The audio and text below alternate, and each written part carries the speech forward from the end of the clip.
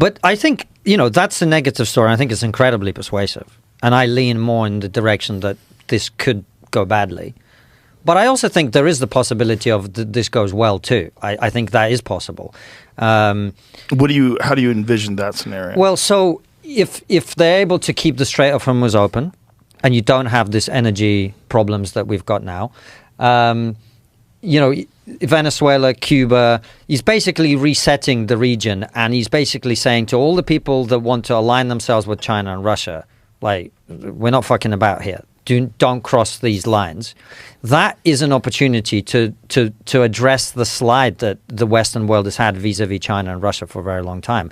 That could be a very positive thing. The thing is, what happens in Iran, like, that is the thing that I don't really see how that goes well. Might do. Like I said, there's probably a plan that we don't know. And if that works out, that could be very good. What would you imagine that plan would be? If you like, let's imagine best case scenario, you're in the White House, they're all very rational. No one's being influenced by foreign governments, no one's incompetent. Everybody knows what they're doing. Well, yeah. I mean, we're in the realms of fantasy now. That's how I like to go. But, I mean, take the Soviet Union, which is obviously something that I know, right? Being born in the Soviet Union and Russia. Towards the end of the Soviet Union, you still had some fanatical communists.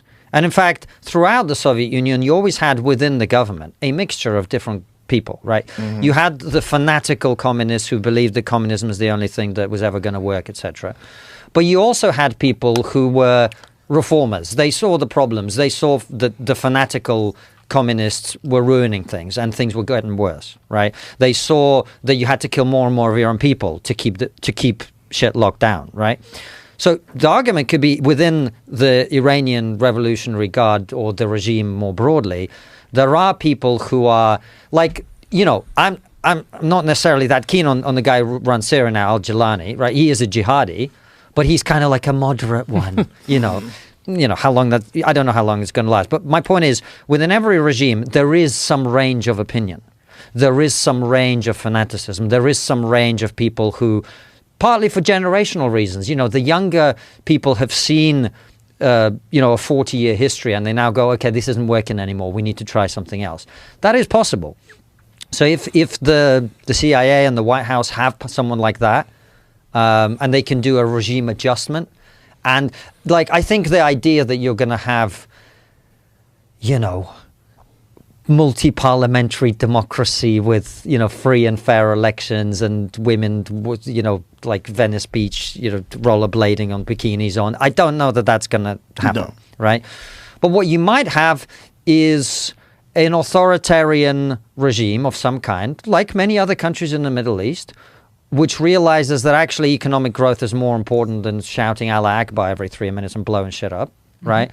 That focuses on making life better for their citizens, that, practices traditional Muslim values, which many countries do, and says, women ought to be modest, but doesn't force them to wear the burqa or the headscarf or whatever, and is less interested in destabilizing the region and attacking others and trying to be this great power, and is more interested in just prosperity for its own people, survival for themselves as a regime, and is willing to play ball with the United States. I mean, well said. Yeah, well said. That's best case scenario. That's best case scenario. Now, if you get there, I think that would be a huge win for President Trump, and it'd be a huge win for the world.